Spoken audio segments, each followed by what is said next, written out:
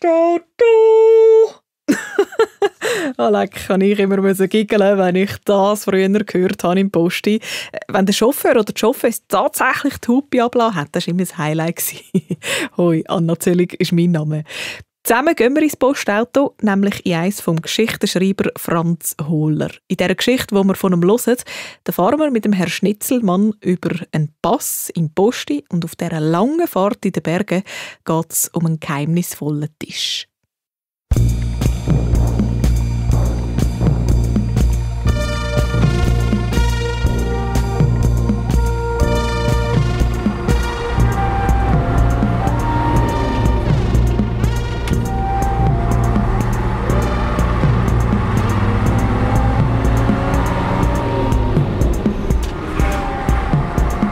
Entschuldigen Sie, Herr Fahrer. Ja, was ist? Ja, halten Sie oben auf der Passstraße. Ja, Wie lange? ja, so lang, dass die Leute einsteigen können. Warum? Ja, ich würde gerne die Aussicht genießen. Die soll ja bezaubernd sein. Ja, sie können ja aussteigen und das nächste Postauto nehmen. Und wann kommt das nächste Postauto? In 3 Stunden. Oh, Entschuldigen Sie, wenn ich mich hier einmische, aber die Aussicht, die können Sie gut auch beim Abfahren genießen. oh, ja, vielen Dank. Sind Sie von hier? Hey, aber ich bin schon ein paar Mal die Strecke gefahren. Aha. Das erste Mal als Kind. Ich war etwa 12, da hat mich mein Onkel mitgenommen auf eine Autofahrt durch die Schweiz. Aha, ja. Und weiter? Ja, wir sind dann eben auch da die Passstrasse drauf. Aha. Und zuoberst haben wir ein Restaurant. Ja, Sie haben das Restaurant noch gekannt. Ja, ja. Ja, gibt es keines mehr? Nein, leider nicht mehr. Ja, ist abgebrannt. Oh, Das Unglück. Ja. aber was ist passiert? Ja, das ist eine lange Geschichte. Ha, nur zu. Ich höre gern Geschichten. Und ja, wir haben ja Zeit, ne? Alles gut. Aber, mein Onkel hat mich auf die Autofahrt durch die Schweiz mitgenommen. Ja. Und wo wir... versteht ihr überhaupt Schweizerdeutsch? Ja, ich verstehe jede Sprache der Welt. Rede sie leider nicht alle. Sehr gut. Sehr gut. Wo wir eben auf der Passhöhe angekommen sind wir mal ins Restaurant. Hm? Der Gaststube ist der Onkel gerade so an einem Tisch mit einer wunderschönen Aussicht ins Tal runter, zugesteuert. Ja. Aber als er abhocken wollte, ist plötzlich die Wirtin da gestanden. Alte Frau mit weissen Haar und einem krummen Rücken. Der Tisch da ist besetzt. Sie hat auf ein Holztafel gezeigt. Darauf ist reserviert, so reingebrannt gsi. Der Tisch dort hinten an der Wand ist frei. Wir sind ja an diesem Freitisch. Drüber an der Wand ist ein Hirschgeweih gehangen. Bestellt haben wir Bratwurst mit Pommes frites. Also etwas hat es daheim nie gegeben. Ja. Ich habe es genossen. Aber der Onkel war hässig. Er wollte die schöne Aussicht geniessen, die er aber von unserem Tisch mit dem Hirschgeweih nicht hatte. Ja, gelungen war, die Gäste für den reservierten Tisch, die sind eigentlich nicht gekommen. Beim Zahlen hat der Onkel zu der Wirtin gemeint, der Tisch sei ja immer noch frei. Sie haben gesagt, sie kommen. Ja, wir sind dann wieder losgefahren und ich habe im Auto noch zurückgeschaut und gesehen, wie die alte Frau mit den weißen Haaren und dem krummen Rücken auf der Terrasse steht. Jeder so die Hand über der Stirn gehabt und so der Passhöhe gelüstet. So, wie wenn sie auf jemanden warten würde. 10 Jahre später bin ich auf einer Velotour wieder an diesem Restaurant vorbeigekommen. Aha. Ich bin rein und habe sofort den Tisch mit einer wunderschönen Aussicht gesehen. Ich wollte gerade absitzen. Da habe ich das Täfeli mit reserviert gesehen. Und eine junge Frau kommt. Der Tisch da, der ist reserviert. Ich bin dann zum anderen Tisch. Ja, zum Tisch mit dem Hirschgeweih. Nein, das war von einem älteren Ehepaar besetzt. Weil ich hatte einen Tisch mit Gemshörnern. Und an der Wand ist ein altes Foto so von einem stolzen Jäger gehangen. Ich habe das Menü 1 genommen, Ja. Bratwurst mit Pommes frites, Genau. so wie dann mit meinem Onkel. Wo dann die junge Frau den Teller abgeräumt hat, hat er erzählt, dass sie schon als Kind da war und dass eine alte Frau mit weißen Haaren uns bedient hat. Das war meine Großmutter. Sie hat 50 Jahre lang hier oben gewirtet. Sie ist das letzte Jahr gestorben. Und jetzt haben mein Mann und ich das Haus übernommen. Beim Zahlen habe ich auf das Holztäfeli gezeigt und gesagt, der Tisch sei ja immer noch frei. Sie haben gesagt, sie kommen.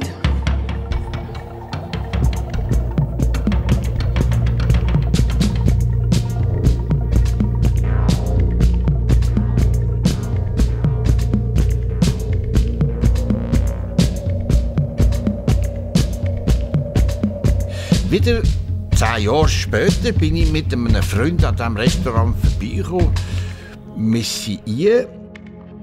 Mein Freund ist automatisch zu diesem Tisch mit dieser wunderschönen Aussicht. Der Tisch da ist reserviert. Es war die gleiche junge Frau vom letzten Mal. Einfach 10 Jahre älter. Ja. Wir haben rumgeschaut. Das Restaurant war leer. Ausser 2 Kinder. Ein Mädchen mit 2 langen Zöpfen und ein Bub haben an einem Tisch gezeichnet. Mein Freund hat gesagt, wir wollen nur einen Kaffee trinken. Wenn dann die Gäste kämen, dann würden wir natürlich den Platz wechseln. Das geht nicht. Sie können an einen anderen Tisch hocken. Ja, das haben wir halt auch gemacht. Ja. Beim Zahlen sagt mein Freund der Wirtin, dass der Tisch ja immer noch Frei ist. Ja, genau. Ja. Und die junge Frau hat auf die Uhr geschaut und gesagt... Sie haben gesagt, Sie kommen. Ja, exakt. Ja, item. Mein Freund und ich, wir sind dann weiter auf eine Wanderung zu einer SAC-Hütte rauf.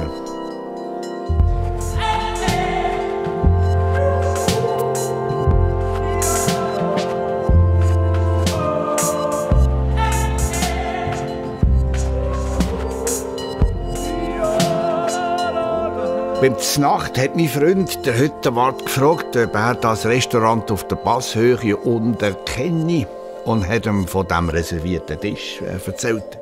Der Tisch? Ja, der war schon immer reserviert. Und noch nie hat jemand einen Gast dort gesehen hocken. Wer der eigentlich erwartet würde, habe ich gefragt. Das hätte die Altwirte nie gesagt. Und die Jungen sagen euch nicht. Wieder 10 Jahre später bin ich mit meiner Frau über die Passstrasse gefahren.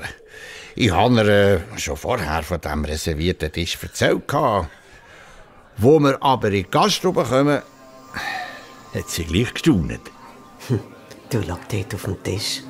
Das gleiche Holztäfeli mit dem Einbrannten reserviert ist auf dem Tisch mit dieser wunderschönen Aussicht gestanden. Komm, wir hocken dort zu den Gamshörnern hin. Ein Mädchen mit einem langen Zopf hat uns bedient. Genau das Mädchen, das letzte Mal gezeichnet hat. Ja. Beim Zahlen haben sie gefragt, wo denn die Gäste mit der Reservation sind. Die sind noch nicht gekommen. Ja, wenn wir das gewusst hätten, wären wir natürlich an den Tisch mit der schönen Aussicht aufs Tal. Nein, das darf man nicht. Warum nicht? Das bringt Unglück. Ja, interessant. Wieder 10 Jahre später. Ja, jetzt sind Sie etwa 52. Und jetzt wird's spannend. Ich bin neugierig. Ich habe eine mehrtägige Wanderung gemacht. Ja. Beim Abstieg bin ich zu diesem Restaurant gekommen. Und weil es spät war und sie dort auch Zimmer hatten, habe ich eins genommen. Zum Nacht bin ich in der Gaststube. Ich bin an den Tisch. Mit dem Hirschgeweih? Nicht zu den Gemshörnern. Nein, zum Hirschgeweih. Ich habe wie immer das Menü 1 genommen. Ja, Bratwurst mit Pommes frites. Und ein Bier. Und dann noch ein 3 Veltliner. Ah, zum Wohl. Ja. Ja. Und der Tisch? Immer noch reserviert. Alles war haargenau gleich. Ausser das Foto von diesem Jäger, das war total vergilbt.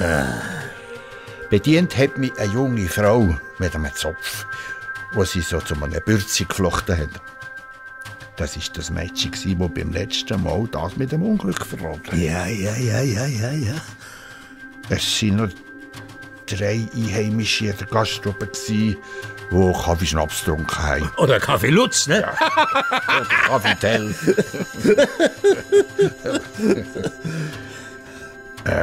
Item. Als die Einheimischen aufgebrochen sind, bin ich auch auf in mein Zimmer. Das Bier und der Wein haben mir den Rest gegeben. Ich bin hundemüde von der Wanderung. Ich bin gerade eingeschlafen. Mitten in der Nacht. Aha. Die Spannung steigt. Bin ich verwacht und habe aufs WC müssen. Aha. Ich bin aus dem Zimmer und habe ein schwaches Licht am Ende des Gangs gesehen. Eine Tür mit einer Milchglasscheibe. Es war die Gaststubentür. Ich bin her und habe probiert, reinzuschauen.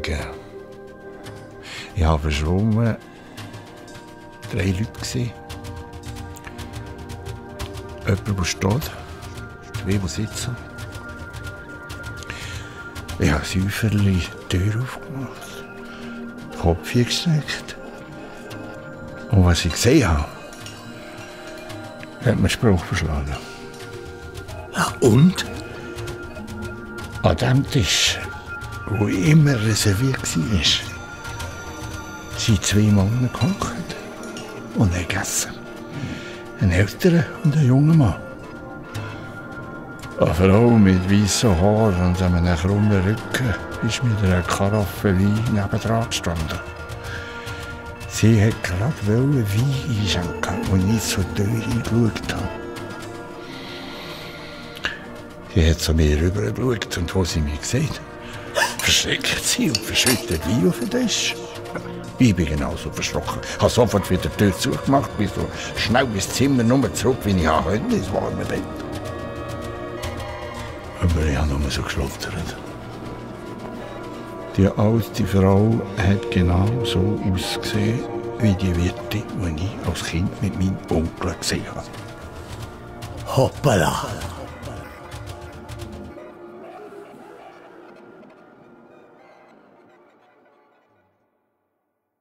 Am nächsten Tag hatte ich Fieber.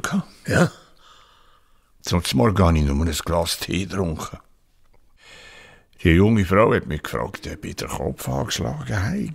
Sie haben hier eine Beile? Oder eher eine Geschwulst? Tatsächlich. An den Schläfen habe ich etwas Komisches gespürt. Ich hatte die junge Frau noch gefragt, ob sie ein Foto von ihrer Urgroßmutter hat. Wieso? Ich habe ihr erzählt, dass sie als Kind schon da war. Keine Ahnung, wo meine Mutter das Fotoalbum hat. Sie müssen ein anderes Mal kommen, wenn die Mutter rum ist. Als ich aufgestanden bin, habe ich das vergilbte Foto von dem Jäger an der Wand noch einmal angeschaut. Das war der alte Mann, den ich gestern an dem reservierten Tisch hocken und essen. Brillant. Was für eine Geschichte. Ja, ich habe die junge Frau gefragt, wer das sei. Das ist mein Urgroßvater. Und dann fragt, ob etwas passiert sei. Er ist von der Jagd nicht mehr zurückgekommen. Ob jemand mit dabei war. Ja, mein Grossvater. Beim Zahlen bin ich an dem Tisch mit dem Holztäfel vorbei. Ich habe auf dem Tisch durch einen schwachen Fleck gesehen. Einen roten. Ich konnte wetten, dass der am Abend vorher noch nicht tot war. Wunderbar. Daheim musste ich ins Bett müssen. Ja. Ich hatte höchstes Fieber. Hey. Meine Frau hat sofort dem Doktor telefoniert. Medikamente haben nichts genützt. Ich musste ins Spital müssen. Ach, Gleich so? Ja, wie lange? Lang. Scheinbar sei ich nicht immer bei Bewusstsein gewesen. Ich habe gewisses Zeug erzählt, von Jäger, von Urgroßmüttern, Hirschgeweih, Gemshörner, Tisch. Nach 30 Tagen ist das Fieber weg. Die Bühle an den Schläfen verschwunden. Und ich heim können. 1 Monat lang im Spital. Ich hatte eine schlimme Grippe. Hoppala. Ich habe niemandem davon erzählt, was ich hier in der Gaststube gesehen habe. Auch meiner Frau nicht. Ich habe selber nicht gewusst, ob ich das wirklich erlebt habe oder ob es ein Fiebertraum war. Aber das ist noch nicht das Ende der Geschichte. Ach so? Es sind noch mal 10 Jahre vergangen, da bin ich wieder über die Bastel. Sie geben nicht auf, was? Ja. Als ich beim Restaurant vorbeikomme, sehe ich 2 grosse, schwarze Limousinen auf dem Parkplatz. Ich bin ins Restaurant rein und habe 6 Leute gesehen und ein Mädchen, das probiert, einer Frau zu erklären. Der Tisch ist reserviert. Ein Mann ist zu dem Mädchen her. Los einmal. Das ist ein Regierungsrat, der mit unserer Bundesrätin unterwegs ist. Eine so wichtige Gäste habt ihr hier nicht jeden Tag. Verstehst du? Er hat das Holztäfeli genommen und auf den Tisch unter dem Hirschgeweih gestellt. Dann sind alle abgehockt, Frau Bundesrätin natürlich so, dass sie die Aussicht aufs Tal geniessen konnte und sie war auch begeistert. Ich habe das Mädchen gefragt, ob die Mutter nicht rum sei. Nein, sie ist mit dem Papi in die Stadt. Als die wichtige Gesellschaft wieder aufgebrochen ist, hat der Mann das Mädchen so von oben ab angeschaut. Siehst du? Es ist ja gar niemand gekommen. Und warum darf man dort nicht herhocken? Weil es Unglück bringt. Und ich laut gesagt. Ja. Das Mädchen und der Mann haben mich ganz verschrocken angeschaut. So. Und warum wisst ihr das? Ich habe ihnen einfach gute Fahrt gewünscht und sie sollen vorsichtig sein. Der Mann hat nur den Kopf geschüttelt und die Frau Bundesrätin ist mit ihrer Entourage aus der Gaststube raus. Das Mädchen hat mit hochrotem Kopf das Holztäfeli mit dem Einbrannten reserviert vom Hirschgeweihtisch genommen und hat es wieder an den richtigen Platz gestellt.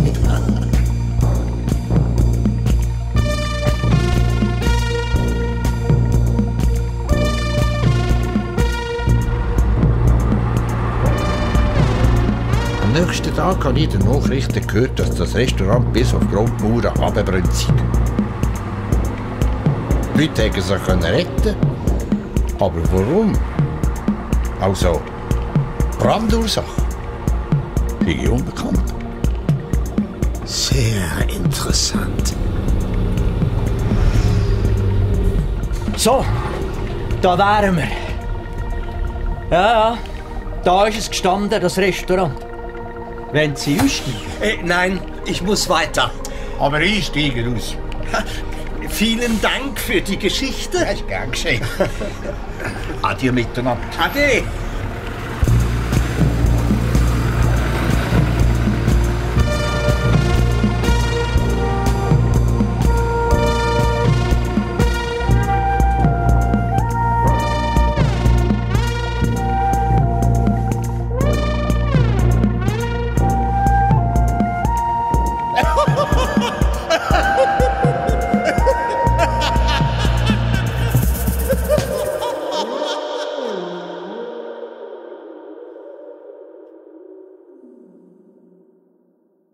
Das Mädchen hat ja gesagt, wenn man an den reservierten Tisch anhockt, dann bringt es Unglück.